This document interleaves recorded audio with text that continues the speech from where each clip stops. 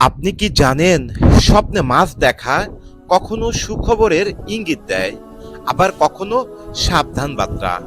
বড় মাছ, ছোট মাছ, বড়শি কিংবা জাল, প্রতিটি ছবির পিছনে আছে আলাদা রহস্য। আজকে আমরা জানব স্বপ্নে মাছ দেখার গভীর অর্থ।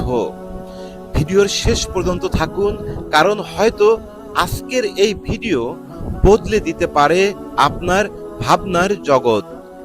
ইসলামিক ও প্রচলিত ব্যাখ্যা অনুযায়ী মাছ দেখা সাধারণত রিজিক, বরকত ও সফলতার প্রতীক। যদি মাছ পানিতে সাঁতার কাটে, তা ইঙ্গিত দেয় আপনার জীবনে নতুন সুযোগ আসছে। তবে যদি মরা মাছ থাকে, তাহলে এটি বড় ক্ষতি বা হতাশার সতর্কবার্তা। বড় মাছ দেখা মানে বড় সুখবর অথবা বড় লাভ আসছে। ইসলামিক তাফসিরে বড় মাছকে দেখা মানে বড় পদ, ক্ষমতা বা আল্লাহর পক্ষ থেকে বড় নেয়ামত পাওয়া। তবে যদি বড় মাছ মরা বা অসুস্থ হয়, তাহলে বড় ক্ষতির আশঙ্কা। ছোট মাছ, সাধারণত ছোট মাছ ছোট ছোট লাভ, সুখ বা ছোটখাটো খুশির প্রতীক হয়ে থাকে। ব্যবসা বা কাজের ক্ষেত্রে ছোট মাছ মানে ছোট আয় হলেও তা ধারাবাহিক হবে। কিন্তু যদি ছোট মাছ পানির বাহিরে থাকে, তবে তা ছোট ছোট ঝামেলার ইঙ্গিত হতে পারে।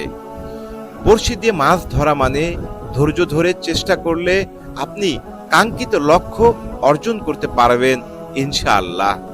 এক বা দুইটা মাছ ধরা মানে অল্প সময়ের মধ্যেই লাভজনক সুযোগ আসবে। তবে বড়শি ফেলে মাছ না ধরা মানে আপনাকে আরো চেষ্টা করতে হবে।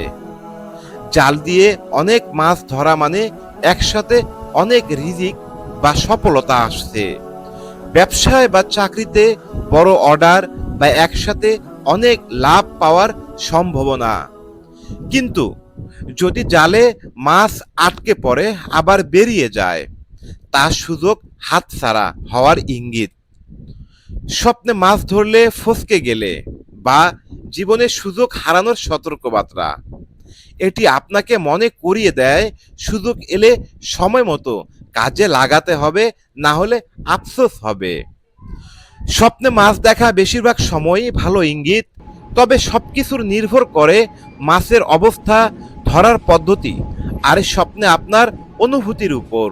তাই স্বপ্ন দেখে ভয় না পেয়ে আল্লাহর উপর ভরসা রাখুন, চেষ্টা চালিয়ে যান।